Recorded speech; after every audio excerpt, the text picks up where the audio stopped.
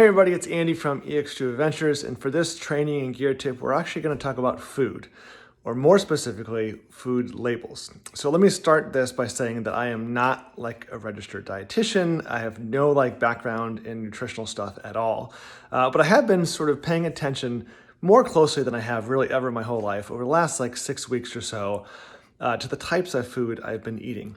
I've been focusing on a couple different things. One is the main macros, so how much carbohydrates, how much protein, whatever.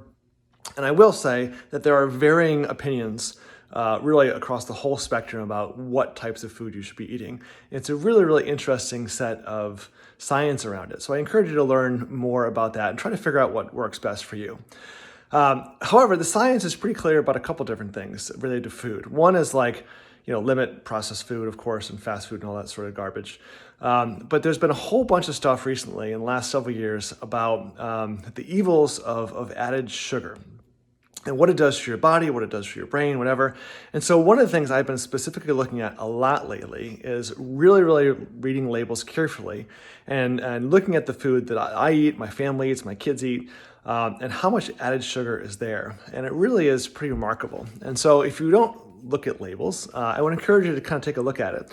And so this is like a can of just baked beans. And so you can see in this one, here's where added sugar is, right? So total sugar, and then right underneath it, you see, in this case, 11 grams of added sugar. All sugars are not created equal. All foods are not created equal.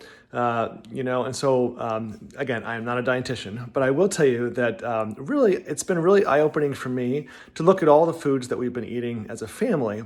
And some things that I was really surprised had, in some cases, a significant amount of added sugar in them.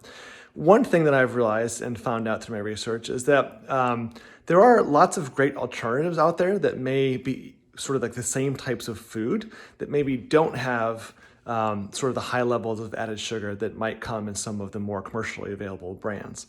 So I guess what I'm telling you is if you're not a label reader, you don't have to be obsessed about it, but definitely I would encourage you to think about it and do your own research and think about the types of food that you're eating and your family is eating, and look at those labels and pay particular attention to where you see that added sugar and ask yourself, well, hey, should I be eating this? And are there alternatives that maybe don't have any added sugar or maybe not as much added sugar? Again, what you eat is really important to your overall health. Working out is awesome, but you can't run and you can't outride a poor diet. So take good care of yourself, and I can't wait to see you on the trails.